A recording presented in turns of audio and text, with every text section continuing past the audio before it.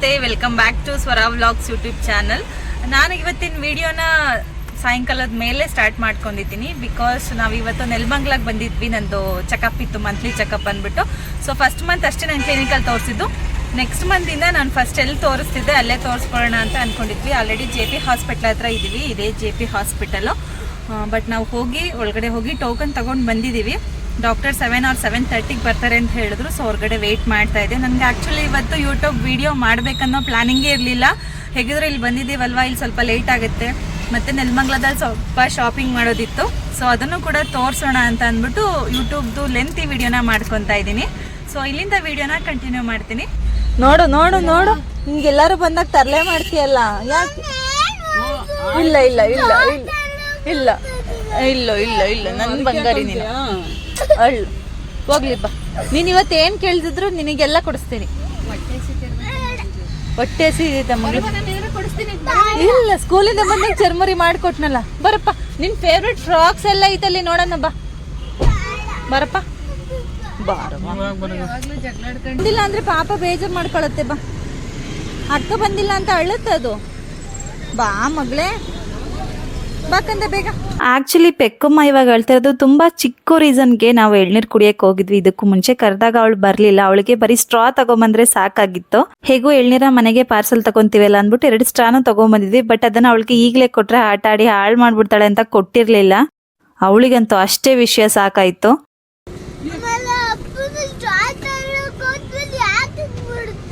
Straw ಕೊಡ್ರಿ ಅವಳಿಗೆ, straw ಕೊಡ್ರಿ ಕೊಡ್ರಿ ಸ್ಟ್ರಾ ಇಸ್ಕೊಂಬಂಗಿ. ಬಾ ಆಯ್ತು, ಬಾ ಬಾಕಂದ ಬಾ ಬಂಗಿರಿ. ಸ್ಟ್ರಾ ಕೊಟ್ಟಿಲ್ಲ ಅಂತ ಅಂತೈತೆ. ಸ್ಟ್ರಾ ಸ್ಟ್ರಾ ಬರಪ್ಪ, ಇಳಿಕಂದ ಬೇಗ ಇಳಿಯ. ಅಜ್ಜಿ ನೀನು ಒಬ್ಳೆ ಚಿಕ್ಕಳಲ್ವಾ, ಅದಕ್ಕೆ ಹಂಗೆ ಮಾಡುತ್ತೆ. ಅಜ್ಜಿಗೆ ನಿನ್ಬಿಟ್ರೆ ಯಾರಿದಾರೆ ಚಿಕ್ಕ ಮಕ್ಕಳು? ಇತ್ತೀಚೆಗೆ ಅವಳಿಗೆ ಪೂಸಿ ಹೊಡಿಯೋದಂತೂ ತುಂಬಾ ಆಗೋಗಿದೆ. ಸಣ್ಣ ಸಣ್ಣ ವಿಷಯಕ್ಕೂ ಚಿಕ್ಕ ಪುಟ್ಟ ವಿಷಯಕ್ಕೂ ತುಂಬಾ ಬೇಜಾರು ಮಾಡ್ಕೊಂತಾಳೆ, ತುಂಬಾ ಅಳ್ತಾಳೆ. ಫಸ್ಟ್ ಎಲ್ಲ ಈಗಿರ್ಲಿಲ್ಲ. ಮಕ್ಕಳು ಸ್ವಲ್ಪ ಬೆಳೀತಾ ಬೆಳೀತಾ ಅವ್ರ ಮೂಡ್ ಸ್ವಿಂಗ್ಸ್ ಬದಲಾಗುತ್ತೆ ಅಂತಾರಲ್ಲ, ಸೊ ಹಾಗಿರ್ಬೋದು ಅನ್ಕೊಂಡು ನಾವೇನ್ ಜಾಸ್ತಿ ಅವಳಿಗೆ ಜೋರ್ ಮಾಡಕ್ ಹೋಗಲ್ಲ, ಬರೀ ಅವಳಿಗೆ ಸಮಾಧಾನ ಮಾಡೋದೇ ಆಗೋಗುತ್ತೆ. ಅಂಡ್ ಈ ಶಾಪ್ ಬಂದ್ಬಿಟ್ಟು ಹಾಸ್ಪಿಟಲ್ ಆಪೋಸಿಟ್ಗೆ ಇದೆ. ABC ಕಾಟನ್ ಸೇಲ್ ಅಂತ ಅಂದ್ಬಿಟ್ಟು. ಇದಕ್ಕೆ ನಾವೇನು ಫಸ್ಟ್ ಟೈಮ್ ಅಥವಾ ಹೊಸದಾಗಿ ಬರ್ತಾ ಇಲ್ಲ. ಇನ್ನು ಹೇಳ್ಬೇಕಂದ್ರೆ ಪೆಕ್ಕುಮ್ಮ ಪ್ರೆಗ್ನೆನ್ಸಿಲೂ ಕೂಡ ನಾನು ಇದೇ ಹಾಸ್ಪಿಟಲಲ್ಲಿ ತೋರಿಸ್ಕೊಂತಿದ್ದೆ ಅಂತ ಹೇಳ್ತಾ ಇದ್ದೆ. ಅವಾಗ ಪೆಕ್ಕುಮ್ಮ ಹುಟ್ಟೋಕ್ಕೂ ಮುಂಚೆನೇ ನಾವು ತುಂಬಾನೇ ಬಟ್ಟೆನ ಶಾಪಿಂಗ್ ಮಾಡಿದ್ವಿ. ಅಂಡ್ ನಾನು ಒಂದು ಪರ್ಟಿಕ್ಯುಲರ್ ವಿಡಿಯೋದಲ್ಲಿ ಹೇಳಿದ್ದೀನಿ, ನಮಗೆ ಫಸ್ಟ್ ಮಗು ಹೆಣ್ಮಗುನೇ ಆಗಬೇಕು ಅಂತ ಅಂದ್ಬಿಟ್ಟು. ನಮಗೆ ಮಂಗಳೂರಲ್ಲಿ ಒಂದು ಆರಾಧಿಸೋ ದೇವಿ ಇದೆ, ಆ ದೇವ್ರ ಹತ್ರ ಹೋಗಿ ಹರಕೆ ಮಾಡ್ಕೊಂಡು ಬಂದಿದ್ವಿ. ನಮಗೆ ಫಸ್ಟ್ ಮಗು ಹೆಣ್ಮಗು ಆದರೆ ಅವಳು ಮದುವೆ ಆಗಿ ಗಂಡನ ಮನೆಗೆ ಹೋಗೋವರೆಗೂ ಪ್ರತಿ ವರ್ಷ ನಿನ್ನ ಸನ್ನಿಧಾನ ಕರ್ಕೊಂಡ್ಬಂದು ಹೂವಿನ ಪೂಜೆನ ಅವಳ ಹೆಸರಲ್ಲಿ ಮಾಡಿಸ್ತೀವಿ ಅಂದ್ಬಿಟ್ಟು. ಸೊ ಅದ್ರ ಬರ್ದಂತೆ ನಮಗೆ ಫಸ್ಟ್ ಮಗು ಹೆಣ್ಮಗುನೇ ಆಯಿತು. ನನಗೆ ಗಂಡು ಮಗು ಹೆಣ್ಮಗು ಅನ್ನೋ ಭೇದ ಭಾವ ಏನಿಲ್ಲ. ಆ್ಯಕ್ಚುಲಿ ನನಗೆ ಗಂಡು ಮಕ್ಳಿಗಿಂತ ಹೆಣ್ಮಕ್ಳೇ ತುಂಬ ಇಷ್ಟ ಆಗ್ತಾರೆ. ನಾನು ಎಲ್ಲಾದರೂ ಫಂಕ್ಷನ್ಗೆ ಹೋದರೆ, ಹೊರಗಡೆ ಹೋದರೆ ನನಗೆ ಗಂಡು ಮಕ್ಳ ಬಗ್ಗೆ ಅಷ್ಟು ಮಾತಾಡಿಸ್ಬೇಕು, ಅವ್ರನ್ನ ಮುಟ್ಬೇಕು, ಮುದ್ದು ಮಾಡಬೇಕು ಅಂತ ಒಂದ್ಸತಿನೂ ಅನ್ಸೋದೇ ಇಲ್ಲ. ನಾನು ಎಲ್ಲಿಗಾದ್ರೂ ಹೋದರೆ ಹೆಣ್ಮಕ್ಳನ್ನೇ ಜಾಸ್ತಿ ನೋಡೋದು, ಅಷ್ಟು ಇಷ್ಟ ಆಗ್ತಾರೆ. ಆ್ಯಂಡ್ ಇವತ್ತು ಕೂಡ ನಾನು ಚಿಕ್ಕದ ಹೆಣ್ಮಕ್ಳು ಬಟ್ಟೆನೇ ನೋಡ್ತಾ ಇದ್ದೆ. ನನ್ನ ಹಸ್ಬೆಂಡು ಕೇಳ್ತಾ ಇದ್ರು, ಅದು ಯಾವ್ದಾಗುತ್ತೋ ಯಾವ್ದು ಬಿಡುತ್ತೋ ಮೊದಲೇ ಯಾಕೆ ನೀನೇ ಡಿಸೈಡ್ ಮಾಡ್ಕೊತೀಯ, ಅಲ್ಲಿಡು ಫಸ್ಟು, ಮುಂದಕ್ಕೆ ನೋಡೋಣ ಇವಾಗ ಬೇಡ ಅಂತ ಅಂದ್ಬಿಟ್ಟು. ಆ್ಯಕ್ಚುಲಿ ನನಗೆ ಅಲ್ಲಿ ಡ್ರೆಸ್ನ ಶಾಪಿಂಗ್ ಮಾಡಬೇಕು ಅಂತ ಹೋಗಿದ್ದು. ಬಟ್ ಹೀಗೆ ಇದ್ದಂಗೆ ನಮ್ಮದು ಬಾಡಿ ಶೇಪ್ ಇರೋದಿಲ್ಲ. ಮುಂದೆ ಹೋಗ್ತಾ ಹೋಗ್ತಾ ನಾವು ತುಂಬ ದಪ್ಪ ಆಗ್ತೀವಿ. ಸೊ ಹಾಗಾಗಿ ಇವಾಗಲೇ ಶಾಪಿಂಗ್ ಬೇಡ ಅಂತ ಅನ್ನಿಸ್ತು. ಅಲ್ಲಿಗೆ ಹೋದ್ಮೇಲೆ ಮೈಂಡ್ ಸೆಟ್ ಒಳಗಡೆ ಹೋದ್ಮೇಲೆ ಚೇಂಜ್ ಆಯಿತು. ಅಟ್ಲೀಸ್ಟ್ ಪೆಕ್ಕುಮ್ಮಗಾರು ನೋಡೋಣ ಅಂತ ಅಂದ್ಬಿಟ್ಟು ಅವಳ ಡ್ರೆಸ್ಸಸ್ ಕೂಡ ನೋಡೋಕೆ ಹೋದ್ವಿ. ಬಟ್ ಅವಳಿಗೆ ಅಷ್ಟೊಂದು ಚೆನ್ನಾಗಿರೋದು ನನಗೆ ಇಷ್ಟ ಆಗಲಿಲ್ಲ. ಅವಳಿಗೆ ಶಾರ್ಟ್ಸ್ ಮತ್ತು ಶಾರ್ಟ್ ಸ್ಕರ್ಟ್ಸ್ ಬೇಕಾಗಿತ್ತು. ಅಲ್ಲಿ ಅಷ್ಟೊಂದು ವೆರೈಟಿ ಇರಲಿಲ್ಲ. ತುಂಬ ಬೇರೆ ಬೇರೆ ಥರ ಇರ್ತಾ ಇತ್ತು ಸ್ಟಾರ್ಟಿಂಗಲ್ಲೆಲ್ಲ. ಬಟ್ ಇವಾಗ ಅಷ್ಟೊಂದು ಇರಲಿಲ್ಲ. ನಮಗೆ ಅಲ್ಲೇನೆ ತುಂಬಾನೇ ಟೈಮ್ ಆಯಿತು. ಆಲ್ಮೋಸ್ಟ್ ಒಂದು 7 ಗಂಟೆಗೆ ಡಾಕ್ಟ್ರು ಬರ್ತಾರೆ ಅಂತ ಹೇಳಿದ್ದು. ಬಟ್ ನಾವು 8 ಗಂಟೆ ಆದರೂ ಅಲ್ಲೇ ಶಾಪಿಂಗ್ ಮಾಡ್ತಾನೆ ಇದ್ವಿ. ಇನ್ನು ಹೆಣ್ಮಕ್ಳಿಗೆ ಹಂಗೆ ಅನ್ಸುತ್ತೆ, ಏನಾದರೂ ನೋಡಕ್ ಹೋದಾಗ ಅಥವಾ ಏನಾದರೂ ತಗೊಳಕ್ ಹೋದಾಗ ತಗೊಳೋದು ಒಂದಾದ್ರೆ 10 ನೋಡಿರ್ತಾರೆ, ಬಟ್ ಆದ್ರೂ ಸ್ಯಾಟಿಸ್ಫ್ಯಾಕ್ಷನ್ ಇರಲ್ಲ.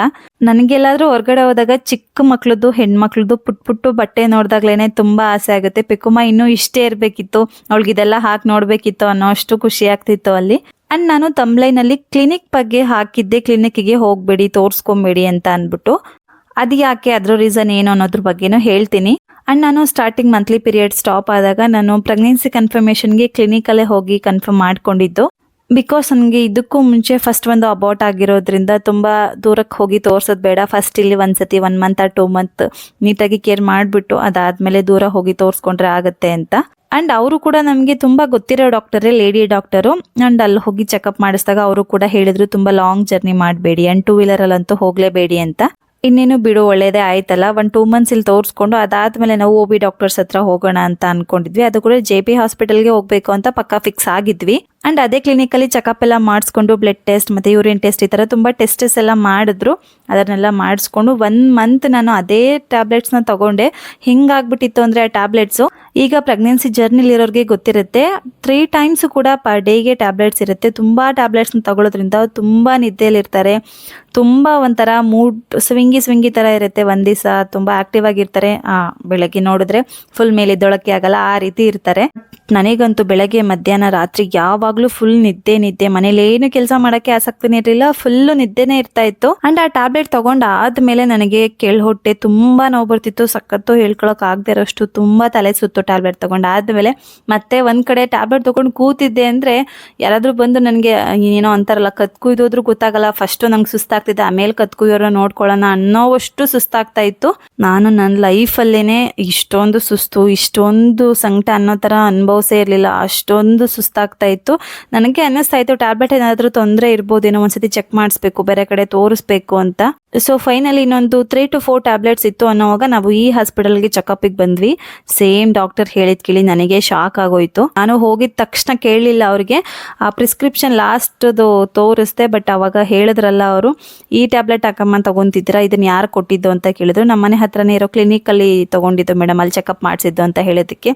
ಈ ಟ್ಯಾಬ್ಲೆಟ್ ಬಂದು ಥರ್ಡ್ ಟ್ರೈಮ್ಸ್ಟರ್ಗೆ ಕೊಡೋದು, ಅಂದರೆ 7, 8, 9 ಮಂತ್ಸಲ್ಲಿ ತೊಗೊತಾರಲ್ಲ, ಅದು ತುಂಬ ಹೆವಿ ಡೋಸೇಜ್ ಇರುತ್ತೆ. ಇದನ್ನು ಹೆಂಗೆ ಪ್ರಿಫರ್ ಮಾಡಿದ್ರು ಅವರು ಅಂತ ನನಗೆ ಕೇಳಿದ್ರು. ಆ್ಯಂಡ್ ನಾವು ಈಗ ನಿಮಗೆ ಕೊಡೋ ಟ್ಯಾಬ್ಲೆಟು 0.5 mg ಇರುತ್ತೆ, ಅಂದರೆ ಈ ಟ್ಯಾಬ್ಲೆಟ್ ಬಂದು 2.something mg ಇದೆ. ಇಷ್ಟೊಂದು ಹೈ ಡೋಸೇಜ್ ಇರೋ ಟ್ಯಾಬ್ಲೆಟ್ನ ತೊಗೊಂಡಿದ್ದೀರಲ್ಲ, ನಿಮಗೆ ಹೊಟ್ಟೆ ಪೇನ್ ಆಗಲಿಲ್ವಾ, ಸುಸ್ತಾಗಲಿಲ್ವಾ, ಇದು ಹೆಂಗೆ ಕಂಟ್ರೋಲ್ ಮಾಡಿದ್ರಿ ಅಂತೆಲ್ಲ ನನಗೆ ಕ್ವಶನ್ ಮಾಡಿದ್ರು. ಹೌದಾ, ನನಗೆ ಗೊತ್ತಾಗಲಿಲ್ಲ ಡಾಕ್ಟರ್, ಅದಕ್ಕೆ ತುಂಬ ಸುಸ್ತಾಗ್ತಿತ್ತು, ಒಂದ್ಸತಿ ಚೆಕಪ್ ಮಾಡಿಸೋಣ ಅಂತ ಬಂದ್ವಿ ಅಂತೆಲ್ಲ ಹೇಳಿದೆ. ಸೊ ಅವಾಗ ನನಗಂತೂ ಅದೇ ಚಿಂತೆ ಆಗ್ಬಿಟ್ಟಿತ್ತು, ಇದೇನಪ್ಪ ಇವರು ಹಿಂಗೆ ಹೇಳಿದ್ರಲ್ಲ ಅಂತ. ಆ್ಯಂಡ್ ನಾವು ಮತ್ತೆ ಆ ಕ್ಲಿನಿಕ್ಕಿಗೆ ಹೋಗಿ ಏನು ವಿಚಾರಿಸೋಕೆ ಹೋಗಲಿಲ್ಲ, ಬಿಡು ಯಾರ ಕಡೆಯಿಂದ ಏನಾದ್ರು ಪ್ರಾಬ್ಲಮ್ ಸಾಲ್ವ್ ಆಯ್ತಲ್ಲ ಸಾಕು ಅನ್ನೋ ಹಂಗೆ ಆಗ್ಬಿಟ್ಟಿತ್ತು. ಅದರಲ್ಲೂ ಬೆಳಗ್ಗೆ ಮತ್ತು ಮಧ್ಯಾಹ್ನ ನನ್ನ ಹಸ್ಬೆಂಡ್ ಇರ್ತಾರಲ್ಲ, ಅವ್ರು ಬಂದಾಗ ನೈಟ್ ಅವ್ರು ಬಂದಾಗಲೇ ನಾನು ಟ್ಯಾಬ್ಲೆಟ್ ತೊಗೊತಾ ಇದ್ದೆ. ಆವಾಗ ಅವ್ರಿಗೆ ಕನ್ಫರ್ಮ್ ಆಗಿ ಗೊತ್ತಾಗ್ತಿತ್ತು, ಇಲ್ಲ ಬಿಡಮ್ಮ ಟ್ಯಾಬ್ಲೆಟ್ಸಲ್ಲಿ ಏನೋ ತೊಂದರೆ ಇರಬೇಕು, ಟ್ಯಾಬ್ಲೆಟ್ ತೊಗೊಂಡ್ರೆ ಸಾಕು, ನೀನು ಹೆಂಗೆ ಆಡ್ತೀಯ ಗೊತ್ತಾ, ಕೂರೋದು ಇಲ್ಲ, ನಿಲ್ಲೋದು ಇಲ್ಲ, ಏನೋ ಒಂಥರ ಆಡ್ತೀಯ, ಒಂದ್ಸತಿ ತೋರಿಸ್ಬೇಕು ಅಂತಲೇ ಹೇಳ್ತಾ ಇದ್ರು. ಸೊ ಕೊನೆಗೂ ಈ ಥರ ತಪ್ಪು ಮಾಡಿದ್ರೆ ನಮಗೆ ಹತ್ರ ಆಗುತ್ತೆ, ಇಲ್ಲ ಹೋಗೋಕ್ಕೆ ಸುಸ್ತಾಗುತ್ತೆ, ಇಲ್ಲ ಯಾವುದಾದ್ರೂ ಸಮ್ ರೀಸನ್ಸ್ಗೆ ನಾವು ಕ್ಲಿನಿಕಲ್ಲಿ ತೋರಿಸ್ತೀವಿ ಅಂತ ಅಂದ್ಕೊಂಡ್ರೆ ತುಂಬ ದೊಡ್ಡ ತಪ್ಪಾಗುತ್ತೆ. ಬೆಟರ್ ನಾವು ಪರ್ಟಿಕ್ಯುಲರ್ ಪ್ರೆಗ್ನೆಂಟ್ ಲೇಡೀಸ್ನ ನೋಡ್ತಾರಲ್ಲ, OB ಡಾಕ್ಟರ್ಸ್, ಅವ್ರ ಹತ್ರ ನೋಡಿದ್ರೆ ಬೆಸ್ಟ್ ಅವ್ರ ಹತ್ರ ತೋರಿಸಿದ್ರೆ ಒಳ್ಳೆಯದು. ಅಂಡಲ್ಲೆಲ್ಲ ಶಾಪಿಂಗ್ ಮುಗಿಸ್ಕೊಂಡು ನಾವು ಕ್ಲಿನಿಕ್ಕಿಗೆ ಬಂದಾಗ 7 ಗಂಟೆ ಆಗಿತ್ತು. ಬಟ್ ಆದರೆ ಕೂತು ತುಂಬ ಸುಸ್ತಾಯಿತು. ಈ ಡಾಕ್ಟರ್ ಹತ್ರ ಬರೀ ಪ್ರೆಗ್ನೆಂಟ್ ಲೇಡೀಸೇ ಬರ್ತಾರೆ, ನಾವು ಬೇಗ ಹೋಗ್ತೀವಿ ಅಂತ ಕೇಳೋಕ್ಕೂ ಆಗಲ್ಲ, ಏನೂ ಮಾಡೋಕ್ಕಾಗಲ್ಲ. ನಾವಿನ್ನ 4:00ವರೆಗೆ ಟೋಕನ್ ತಗೊಂಡಿದ್ರು ಕೂಡ 16 ನಂಬರ್ ಸಿಕ್ಕಿತ್ತು. ಬಟ್ ನಮ್ಮನ್ನ ಚೆಕಪ್ ಮಾಡೋ ಅಷ್ಟರಲ್ಲಿ ಆಲ್ಮೋಸ್ಟ್ ಒಂದು 9 ಗಂಟೆ ರಾತ್ರಿ ಆಗೋಗ್ಬಿಟ್ಟಿತ್ತು. ಪೆಕ್ಕು ಮಗಂತೂ ಕೂರಕ್ಕಾಗ್ತಿರ್ಲಿಲ್ಲ. ಮನೆಗೆ ಹೋಗೋಣ ಬರೀ ಅದೇ ಆಗ್ತಾ ಇತ್ತು ಅವಳಿಗೆ. ಸೊ ಫೈನಲಿ ತೋರಿಸ್ಕೊಂಡು ಬಂದ್ವಿ. ಅಲ್ಲೇ ಟ್ಯಾಬ್ಲೆಟ್ಸ್ಗೂ ಇಲ್ಲೇ ಟ್ಯಾಬ್ಲೆಟ್ಸ್ಗೂ ಕಂಪೇರ್ ಮಾಡಿ ತೋರಿಸ್ತೀನಿ, ನೀವು ಹೋಗಿ ಟ್ಯಾಬ್ಲೆಟ್ಸ್ ತೊಗೊಂಬನ್ನಿ ಅಂತ ಹೇಳಿದ್ರು.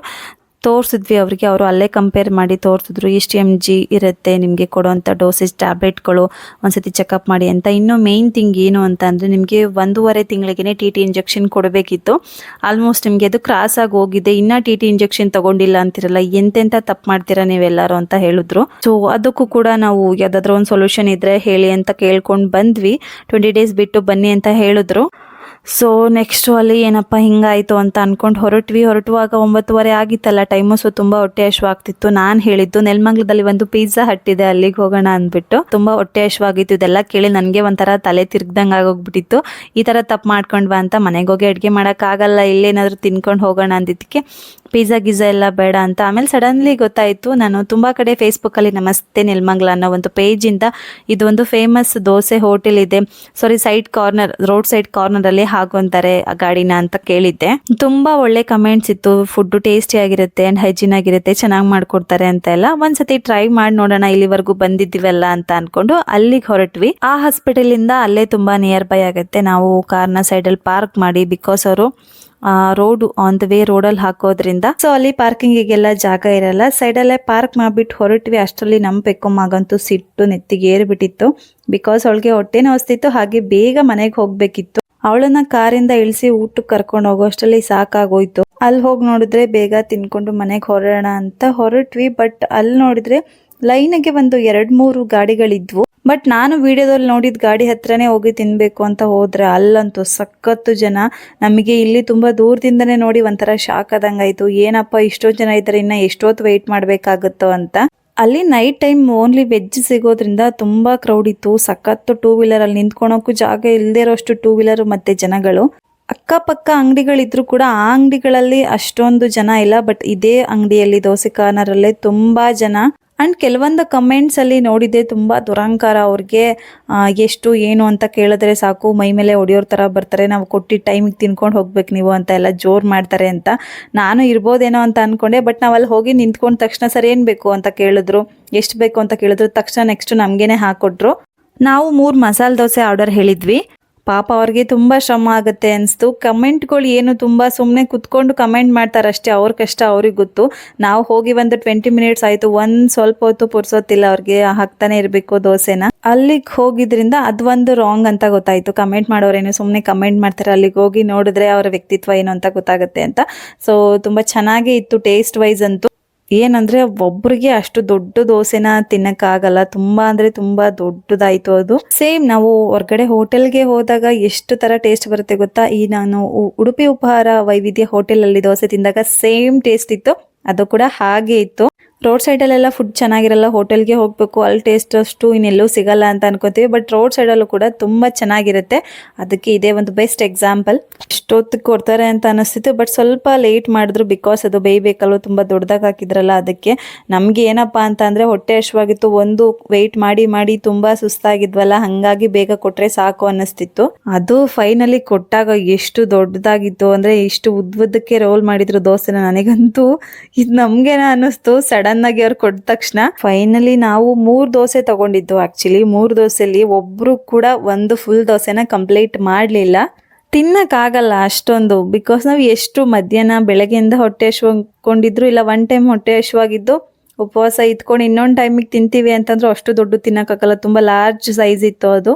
ಬಟ್ ನನಗೂ ಪೆಕ್ಕುಮಗು ಅಂತೂ ಆ ಟೇಸ್ಟ್ ಸಖತ್ ಇಷ್ಟ ಆಯ್ತು. ಅವಳಂತೂ ಕೊಡು ಮಮ್ಮಿ ಅಂತ ತಿಂತಾನೆ ಇದ್ಲು. ಅಷ್ಟೋ ತನಕ ಮುನ್ಸ್ಕೊಂಡಿದ್ದಳು. ದೋಸೆ ಕೊಟ್ಟ ಮೇಲೆ ನನಗೆ ಮಾತಾಡ್ಸ್ಕೊಂಡು ಸ್ಟಾರ್ಟ್ ಮಾಡ್ಕೊಂಡು ಪಕ್ಕ ಬಂದು ಕುತ್ಕೊಂಡ್ಲು ನನ್ನ ಪಕ್ಕ. ಅಂಡ್ ಹೇಳ್ಬೇಕು ಅಂತಂದ್ರೆ ನನ್ನ ವ್ಲಾಗ್ ಅಲ್ಲಿ ತುಂಬಾನೇ ವಿಡಿಯೋಸ್ ಮಾಡ್ಕೊಡೋದು ಪೆಕ್ಕುಮನೇನೆ. ಏನಂದ್ರೆ ಕೆಲವೊಂದ್ಸತಿ ನಾನು ಅವಳಿಗೆ ಹೇಳೇ ಇರೋದಿಲ್ಲ, ಕ್ಯಾಮ್ರಾ ಆನ್ ಮಾಡು, ಯೂಟ್ಯೂಬ್ ಶೂಟ್ ಮಾಡೋ, ಇಲ್ಲ ಇನ್ಸ್ಟಾಗ್ರಾಮಿಗೆ ಶೂಟ್ ಮಾಡೋ ಅಂತ. ಅವಳೇ ಅರ್ಥ ಮಾಡ್ಕೊಂಡಿರ್ತಾಳೆ.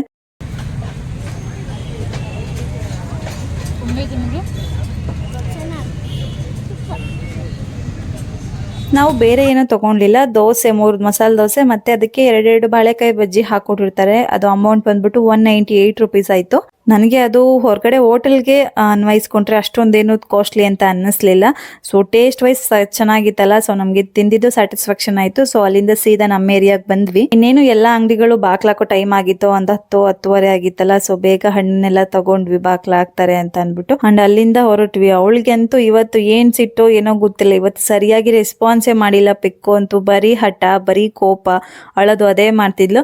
ಸೊ ನಮ್ಮ ಏರಿಯಾದಲ್ಲಿ ಒಂದು ಅರುಣ್ ಐಸ್ ಕ್ರೀಮ್ ಅಂತ ಐಸ್ ಕ್ರೀಮ್ ಶಾಪ್ ಇದೆ, ಅಲ್ಲಿ ಅವಳಿಗೆ ಐಸ್ ಕ್ರೀಮ್ ಕೊಡ್ಸೋಣ ಅಂತ ಹೋದ್ವಿ. ಏನ್ ಮಮ್ಮಿ ನೀವೆಲ್ಲ ತಗೊಂತೀರಾ, ನನಗೆ ಏನ್ ಕೇಳಿದ್ರು ಕೊಡ್ಸಲ್ಲ ನೀವು ಅಂತ ಡೈಲಾಗ್ ಬೇರೆ ಹೊಡಿತಾ ಇದ್ಲು. ಏನ್ ಬೇಕು ಅಂದಿದ್ಕೆ ನಂಗೆ ಐಸ್ ಕ್ರೀಮ್ ಬೇಕು ಅಂದ್ಲು ಆ ಟೈಮಲ್ಲಿ. ಸೊ ಅಲ್ಲಿಗೆ ಹೋಗಿ ಐಸ್ ಕ್ರೀಮ್ ನ ತಗೊಂಡ್ವಿ. ನಾವೇನ್ ಮಾಡಿದ್ರು ಮಕ್ಳಿಗೋಸ್ಕರನೇ ಅಲ್ವಾ, ಮಕ್ಳು ಚೆನ್ನಾಗಿದ್ರೆ ಸಾಕು ನಮಗಷ್ಟೇನೆ. ಬಟ್ ನನಗನ್ಸಿದ್ದೇನಂದ್ರೆ, ಬೆಳಗ್ಗೆ ಹೋದ್ರೆ ಸಾಯಂಕಾಲ 4 ಗಂಟೆವರೆಗೂ ಸ್ಕೂಲಲ್ಲೇ ಕೋಡ್ ಹಾಕಿರೋ ತರ ಇರ್ತಾಳೆ. ನೆಕ್ಸ್ಟ್ ಅಲ್ಲಿಂದ ಬಂದು ಒಂದು 1/2 ಅವರ್ಗೆಲ್ಲ ರೆಡಿ ಆಗು, ಹೊರಗಡೆ ಹೋಗೋಣ ಅಂತ ಅಂದು ಈ ರೀತಿ 10 ಗಂಟೆ ರಾತ್ರಿವರೆಗೂ ಅವಳನ್ನ ಎಲ್ಲೂ ಬಿಡದೆ ನಾವು ಕಟ್ಟಾಕ್ತಂಗ್ ಮಾಡ್ಬಿಡ್ತೀವಲ್ವಾ. ಸೊ ಅವಳಿಗೂ ಸ್ವಲ್ಪ ಆಟಾಡಕ್ ಟೈಮ್ ಕೊಟ್ಟಿದ್ದಿದ್ರೆ, ಮಕ್ಳ ಜೊತೆ ಎಲ್ಲ ಹೋಗಿ ಹೊರಗಡೆ ಆಟಾಡ್ಕೊಂಡ್ ಬಂದಿದ್ರೆ ಅವಳು ಈ ರೀತಿ ಮಾಡ್ತಿರ್ಲಿಲ್ಲ ಅಂತ ಅನ್ನಿಸ್ತು ನನಗೆ. ಸೊ ಅಲ್ಲಿಂದ ಐಸ್ ಕ್ರೀಮ್ ಎಲ್ಲ ತಗೊಂಡ್ ಬಂದ್ಮೇಲೆ ನಾನು ನನ್ನ ಹಸ್ಬೆಂಡ್ ಅದನ್ನೇ ಮಾತಾಡ್ಕೊಂಡ್ ಬಂದ್ವಿ. ಮಗ ಯಾಕೆ ಇವತ್ತು ಹಿಂಗ್ ಆಡ್ತೈತೆ, ಹೊರಗಡೆ ಕಳ್ಸಿಲ್ವಲ್ಲ, ಮಕ್ಳ ಜೊತೆ ಆಟ ಆಡಿಲ್ಲ, ನಮ್ ಜೊತೆನೆ ಇದ್ದು ಬೇಜಾರಾಗೈತೆ, ಅದಕ್ಕೆ ಹಿಂಗ್ ಆಡ್ತಾ ಇರ್ಬೇಕು ಅಂತ. ನೆಕ್ಸ್ಟು ಅಲ್ಲಿಂದ ನಮ್ಮ ಮನೆಗೆ ಒಂದು 10 ನಿಮಿಷ ಆಗುತ್ತೆ ಅಷ್ಟೇನೆ. ಅಲ್ಲಿಂದನೂ ಹೊರಟ್ವಿ. ಬಟ್ ಇಷ್ಟೆಲ್ಲ ತರಲೆ ಮಾಡೋಳು, ಇಷ್ಟೆಲ್ಲ ರಂಪ ಮಾಡೋಳು ಮನೆಗೆ ಬಂದರೆ ಮಲಗಲ್ಲ. ಅವಳಿಗೆ ಏನೇ ಆಗಲಿ ಒಂದೊಂದ್ಸತಿ ಏನಾಗ್ಬಿಡುತ್ತೆ ಅಂದರೆ ನನ್ನ ಹಸ್ಬೆಂಡೇ ಬಂದಿರ್ತಾರೆ ಮಧ್ಯರಾತ್ರಿ 1 ಗಂಟೆ 1:30ಗೆ ಇನ್ನೂ ಟಿ ವಿ ಆನ್ ಮಾಡ್ಕೊಂಡು ಕೂತಿರ್ತಾಳೆ. ಅವಳಿಗೆ ಆಗ ನಿದ್ದೆ ಬರಲ್ಲ. ಈಗ ಎಲ್ಲರೂ ಹೊರಗಡೆ ಬಂದಾಗ ಮನೆಗೆ ಹೋಗೋಣ ಅಂತ ಹಿಂಸೆ ಮಾಡ್ತಾ ಇರ್ತಾಳೆ. ಮನೆ ಹತ್ರ ಅವಳಿಗೆ ಅಂಥದ್ದೇನು ಬಿಟ್ಟು ಬಂದಿರೋದಿಲ್ಲ. ಫ್ರೆಂಡ್ಸ್ ಇರ್ತಾರೆ, ಫ್ರೆಂಡ್ಸ್ ಇವಳು ಹೋಗೋಷ್ಟರಲ್ಲಿ ಮನ್ಕೊಂಡ್ಬಿಡ್ತಾಳೆ. ಆಟ ಆಡೋಕ್ಕೆ ಯಾರು ಸಿಗಲ್ಲ ಅನ್ನೋದು ಅವಳಿಗೆ ತಲೆಯಲ್ಲಿ ಕೂತ್ಕೊಂಡ್ಬಿಟ್ಟಿದೆ. ನಾವು ಹೋಗೋಷ್ಟರಲ್ಲಿ ಫ್ರೆಂಡ್ಸ್ ಎಲ್ಲ ಮಲ್ಕೊಂಡ್ಬಿಡ್ತಾರೆ, ಆಟ ಆಡೋಕ್ಕೆ ಬರಲ್ಲ ಅನ್ನೋದು, ಅದಕ್ಕೆ ಹಂಗೆ ಆಡ್ತಿರ್ತಾಳೆ ಅಷ್ಟೇ. ಸೊ ಇವತ್ತಿನ ನನ್ನ ವ್ಲಾಗ್ ಇಷ್ಟೇ. ಯಾರಿಗೆಲ್ಲ ಈ ವ್ಲಾಗ್ ಇಷ್ಟ ಆಯಿತು ಅಥವಾ ನಾನು ಏನಾದರೂ ರಾಂಗ್ ಇನ್ಫಾರ್ಮೇಷನ್ ಕೊಟ್ಟಿದ್ರೆ ದಯವಿಟ್ಟು ಕಮೆಂಟಲ್ಲಿ ತಿಳಿಸಿ. ಆ್ಯಂಡ್ ನಾನು ಆದಷ್ಟು ವ್ಲಾಗ್ನ ಡೈಲಿ ಅಪ್ಲೋಡ್ ಮಾಡೋದಕ್ಕೆ ಟ್ರೈ ಮಾಡ್ತೀನಿ. Thank you for watching. Keep supporting me.